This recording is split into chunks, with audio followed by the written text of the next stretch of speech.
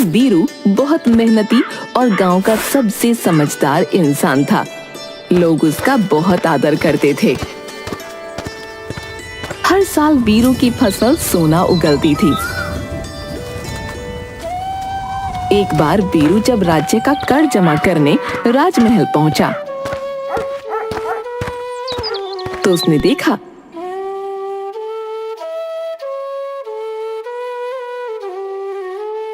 महाराज, राजकोष खाली हो रहा है। हमें प्रजा पर और कर लगाने होंगे, वरना हम दिवालिया हो जाएंगे महाराज। परंतु कैसे? प्रजा पर और बोझ नहीं डाला जा सकता। आखिर हमारी फसलों से पैसा क्यों नहीं आता? महाराज, ज्यादातर खेत बंजर हो गए हैं, वहां हल नहीं चलाया जा सकता। इसका असर फसलों पर भी पड़ता है महाराज।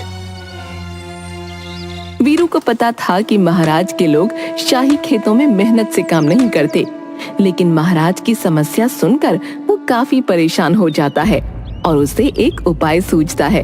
वो कहता है, महाराज, मैं आपकी समस्या का समाधान कर सकता हूँ। तुम एक साधारण किसान हो। माना कि तुम्हारे खेतों में अच्छी फसलें होती हैं और तुम्हें हर चीज की काफी अच्छी समझ है, पर ये शाही मामला है।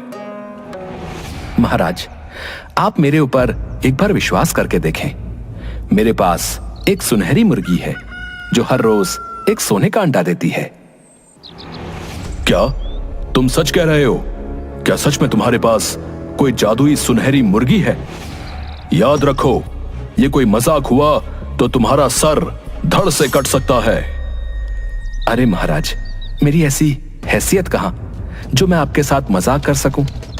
ये मुर्गी मैं आपको दे सकता हूं, लेकिन एक ही मुश्किल है। अगर ये मुर्गी आपके पास आ जाए तो राज्य में सोने की कमी खत्म हो जाएगी।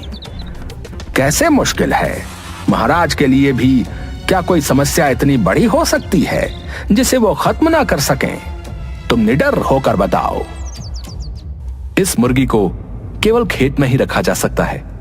ये अंडे खेतों में देती है। जितना ज्यादा बड़ा खेत होगा उतने ज्यादा ये अंडे देगी। जितनी ज्यादा मिट्टी मुलायम होगी उतने ज्यादा अंडे सुरक्षित रहेंगे। यह भी कोई मुश्किल बात है? मंत्री जी, अब सैनिकों को आदेश दीजिए कि कल से ही शाही खेतों में अच्छी तरह से हल चलाकर वहां की मिट्टी को मुलायम कर दिया जाए।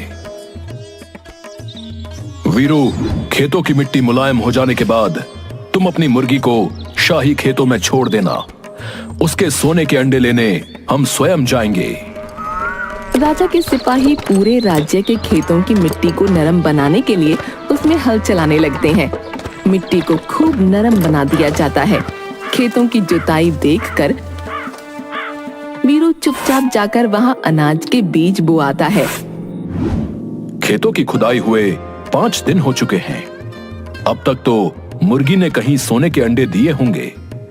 मैं जरा अंडे लेकर आता हूं। महाराज खेत में पहुंचकर देखते हैं कि मुर्गी ने अंडे तो दिए हैं, लेकिन मुर्गी के अंडे साधारण मुर्गी की तरह थे। उसे वीरू के ऊपर बहुत गुस्सा आता है। वीरू कहाँ है? उसने हमें धोखा दिया। वीरू को लाया जाता है। महाराज, मिट्टी पर केवल हल चलाया गया है। अभी मिट्टी को पानी की जरूरत है, तब जाकर मिट्टी पूरी तरह से नरम होगी और मेरी मुर्गी अंडे देगी। आप खेतों में पानी डलवाने का इंतजाम करवा दीजिए। महाराज के सैनिक खेतों में सिंचाई भी कर देते हैं। कुछ दिनों बाद वीरू के लगाए बीजों से बढ़िया पौधे निकलने लगते हैं। 1 महीने बाद महाराज जब वापस खेत में जाते हैं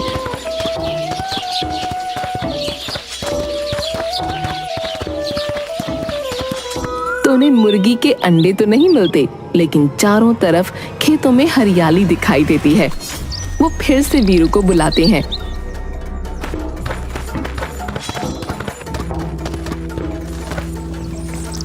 वीरू, तुम्हें जरा भी अपनी जान का डर नहीं। तुमने हमें धोखा दिया है।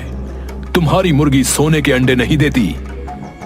महाराज, असली खजाना मेहनत और ईमानदारी में है। शाही खेतों में सही समय पर जुताई और सिंचाई हो, बेहतरीन फसल होगी। जिसको बेचकर अच्छा खासा मुनाफा होगा और राजकोष सोने से भर जाएगा। तू सही कह रहा है, मुझे अपनी गलती समझ आ गई। तुम बहुत समझदार हो। मैं चाहता हूं कि तुम मेरे सलाहकार बन जाओ। वीरू महाराज का सलाहकार बन जाता है। महाराज वीरू को बहुत से उपहार देते हैं। सब कुछ बहुत अच्छा चल रहा होता है कि एक दिन महाराज के पास सूचना आती है। दुहाई हो महाराज, राज्य में बड़ी मुसीबत आ गई है। काली नाम की एक जादूगरनी राज्य में घुस आई है और जो उसकी बात नहीं मानता वो उन्हें पत्थर का बना रही है। मैं तो जादू से वैसे भी बहुत डरता हूं। वीरू, तुम्हारी परीक्षा की घड़ी आ गई है। बताओ, राज्य की प्रजा को बचाने के लिए हमें क्या करना चाहिए? महाराज, आप चिंता न करें, मैं खुद उसके पास जाकर उसका सामना करूंगा। वीरू गांव में बनाए गए काली के जादुई महल में जाता है। काली, तुम एक शक्तिशाली जादूगरनी हो। मैं जानना चाहता हूं कि तुम हमारे गांव में क्यों आई हो और क्या चाहती हो। तेरी हिम्मत कैसे हुई मुझसे ऐसा प्रश्न पूछने की? ये सारा ब्रह्मांड मेरा है, मैं कहीं भी जा सकती हूँ। मेरी शक्ति को कम मत समझ। तू गांव वालों को डराकर पत्थर बनाती है, उन्हीं से तेरा अंत होगा। तू इन सीधे गांव वालों पर राज्य नहीं कर सकती। वीरू गांव वालों को एकजुट करता है और सब मिलकर काली के महल पर पत्थरों से हमला कर देते हैं। काली इस अचानक हमले से घबरा जाती है और गायब हो जाती है। महाराज बहुत खुश होते हैं और वीरू को मंत्री बना देते हैं। ये देखकर राजा का मंत्री वीरू से ईर्ष्या के कारण उसे बदनाम करने की योजना बनाता है। ये वीरू तो महाराज का बड़ा ही चहेता बनता जा रहा है। अगर इसे जल्दी ही नहीं रोका गया तो महाराज इसे एक दिन प्रधानमंत्री बना देंगे और हम सबको इसके नीचे काम करना पड़ेगा। इसे महाराज की नजरों से नीचे गिराने के लिए मुझे जादूगरनी काली से मिलना होगा। मंत्री जादूगरनी काली से मिलता है। काली, मुझे वीरू को खत्म करने में मदद करो। बदले में मैं तुम्हें राज्य का आधा हिस्सा दूंगा। वीरू को हराना आसान काम नहीं है। वो बहुत चतुर है। आपने देखा नहीं, उसने मेरे जैसी शक्तिशाली जादूगरनी को भी 1 मिनट में हरा दिया। लेकिन उसने मुझसे दुश्मनी कर ली है। मुझे उसको इसका मजा चखाना ही होगा। मैं अपनी जादुई ताकत से उसे अपने जादुई जाल में फंसा लूंगी। जैसा मैं कहती हूँ आप बस वैसा करना। काली वीरू को फंसाने के लिए मंत्री को जादुई बीज देती है। तुम इस बीज को चुपचाप वीरू के खेत में लगा दो और दूसरा राजा के खेत में। वीरू के बीज में एक ही दिन में पेड़ निकल आएगा और सोने के सेब फलने लगेंगे। राजा के पेड़ से लोहे के सेब निकलेंगे। मंत्री बीज लेकर राजा के पास जाता है और कहता है, महाराज, देश की भलाई के लिए मैंने कड़ी तपस्या की। मेरी तपस्या से खुश होकर एक परी ने मुझको ये बीज दिया है और कहा है कि अपने राज्य के सबसे समझदार व्यक्ति के हाथों से इसे खेत में लगवा दो, तो इसमें से सोने के सेब निकलेंगे। महाराज, शाबाश, तुम सचमुच देशभक्त हो। ये बीज वीरू को दे दो, क्योंकि राज्य का सबसे समझदार व्यक्ति वही है। वो ये जादुई बीज हमारे शाही खेतों में लगा देगा और फिर सोने के सेबों की फसल हमारे खजाने को और बढ़ा देगी। मंत्री वीरू को लोहे के सेबों वाला बीज दे देता है और उसे शाही खेत में लगाने को कहता है।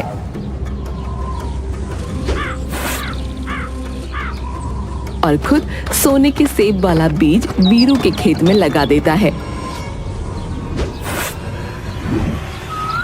कुछ दिन बीत जाने के बाद वो वीरू के सेब के पेड़ से एक सोने का सेब तोड़ता है और बाकी सब उसके खाट के नीचे छुपा देता है। फिर राजा के पास पहुंचता है। महाराज, काफी दिन हो गए हैं। मेरे जादुई बीज में से तो अब सोने के सेब निकलने लगे होंगे। चलिए, आपके शुभ हाथों से ही पेड़ में से सोने के सेब तोड़ते हैं।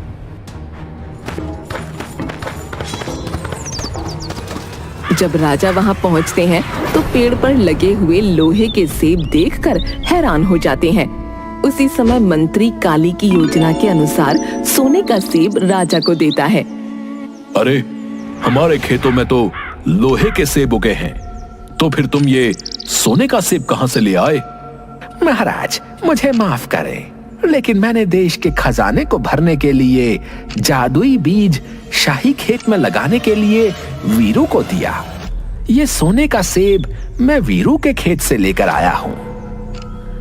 वीरू, मैंने उस पर इतना विश्वास किया और उसने मुझे धोखा दिया। वीरू को मेरे सामने पेश किया जाए। वीरू को राजा के सामने लाया जाता है तो राजा बीज के बारे में पूछता है। महाराज, मुझे किसी बीज के बारे में कुछ नहीं पता। वीरू के घर की तलाशी ली जाए, अपने आप सच्चाई सामने आ जाएगी। जब सिपाही वीरू के घर की तलाशी लेते हैं तो उसकी खाट के नीचे उन्हें सोने के सेब मिलते हैं। वीरू को जेल में डाल दिया जाता है। गांव वाले निराश हो जाते हैं। राजा वीरू को जेल में डाल देता है। वीरू के बेटे मुन्ना को जब इस बात का पता चलता है तो उसे महाराज पर बहुत गुस्सा आता है और वो अपने पिता को बचाने के लिए काली के महल में जाने को तैयार हो जाता है। सब लोग उसे समझाते हैं। काली महल में जाने का खतरा मत उठाओ। उसकी जादू की शक्तियां बहुत शक्तिशाली हैं। वो तुमको भी पत्थर का बना देगी। ये आप क्या कह रहे हैं? पिताजी इस गांव के रक्षक थे। पिताजी इस समय जेल में हैं। पिताजी को बचाने के लिए मैं अपनी जान की परवाह नहीं करूंगा। उनके बिना गांव भी खतरे में है। गांव में रहने वाली मुन्ना की दादी उसे समझाते हुए कहती हैं, देख मुन्ना, जादूगरनी काली की शक्ति शैतानों की ताकत पर टिकी है। उसे हराने के लिए तुझे महामाया की सच्ची शक्ति की जरूरत है। हाँ, मैं तुझे महामाया का सबसे शक्तिशाली मंत्र सिखा सकती हूँ। तेरा कोई बाल भी बांका नहीं कर पाएगा। दादी उसे माँ महामाया का शक्तिशाली मंत्र सिखाती है। मुन्ना काली के महल की ओर जाता है। काली के महल में अंदर जाने के लिए कोई दरवाजा नहीं था, इसलिए मुन्ना दादी का सिखाया हुआ माँ महामाया का मंत्र पढ़ने लगता है। मंत्र पढ़ते ही काली का महल हिलने लगता है और काली घबराकर महल से बाहर आ जाती है। मुन्ना को देखकर उसका चेहरा क्रोध से लाल हो जाता है। तू मेरी शक्तियों को ललकारने आया है? तेरी इतनी हिम्मत? काली, बुराई सच्चाई से जीत नहीं सकती। अब माँ महामाया की सच्ची शक्ति तुझे खत्म कर देगी। इससे पहले कि काली अपने मंत्र से मुन्ना को पत्थर का बनाती, मुन्ना जोर जोर से दादी का बताया हुआ मंत्र पढ़ने लगता है, जिसकी शक्ति से काली अपनी शक्तियों को खो देती है और एक साधारण महिला में बदल जाती है। देखो काली, सच्चाई की ताकत ने तुम्हारी सारी काली शक्तियों को हरा दिया है। अगर तुम सचमुच जीना चाहती हो तो तुम्हें महाराज के सामने बताना होगा कि सच्चाई क्या है, वरना माँ माया की शक्ति से नहीं बचोगी। मुन्ना काली को ले जाता है जहाँ गांव वाले और राजा इकट्ठा होते हैं। काली सबको सच्चाई बताती है कि वीरू से बदला लेने के लिए उसने मंत्री के साथ मिलकर ये योजना बनाई थी। महाराज वीरू को छोड़ देते हैं और काली को सच बोलने के लिए बहुत सारे उपहार दिए जाते हैं। अपना इतना सम्मान देखकर काली को पहली बार बहुत अच्छा महसूस होता है। वो सोचती है, आज तक कभी किसी ने मुझसे इतना प्रेम नहीं किया, इतना सम्मान नहीं दिया। मुझे भी बुरी शक्तियों का साथ छोड़कर सच्ची शक्तियों को अपना लेना चाहिए। काली गांव वालों से इजाजत मांगती है कि उसे उसी गांव में रहने दिया जाए। गांव वाले वीरू से सलाह लेते हैं। जब कोई अपनी गलती को पहचान कर पश्चाताप करे तो उसे माफ कर देना चाहिए। मेरी तो यही सलाह है कि काली को गांव में रहने दिया जाए। वीरू के कहने पर गांव वाले काली को गांव में रहने की अनुमति देते हैं। कुछ समय बाद गांव में अकाल पड़ता है।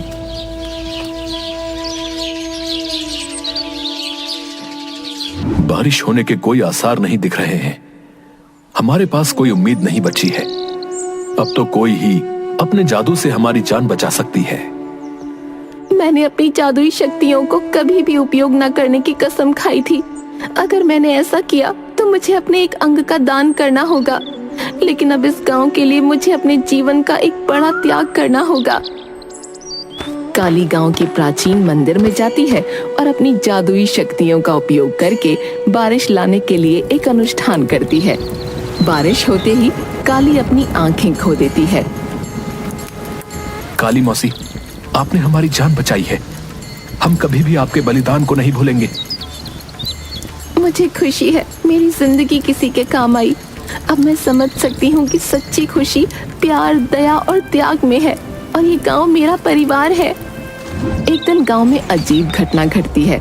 काली जब गांव वालों को जादुई शक्तियों का प्रशिक्षण दे रही थी, मुन्ना दौड़ते हुए आता है और कहता है, काली मौसी, जंगल से एक अजीब प्राणी आ रहा है।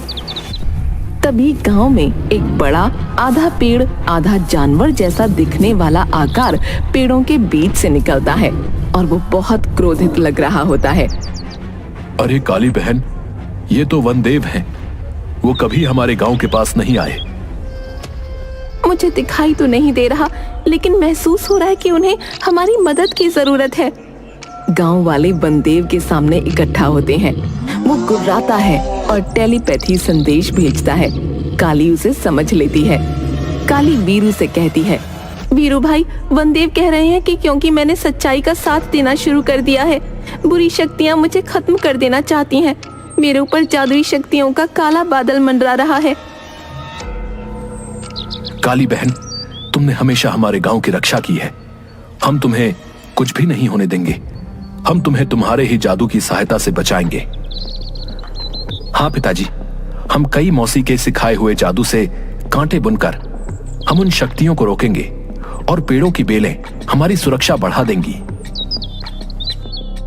गांव के लोग काली के सिखाए जादू का इस्तेमाल करते हैं और जमीन में से तरह तरह की बेलें निकलकर एक दूसरे से जुड़ जाती हैं। लेकिन जैसे ही रात होती है, बुरी शक्तियां पेड़ की बेलों की जाल से बाहर आ जाती हैं।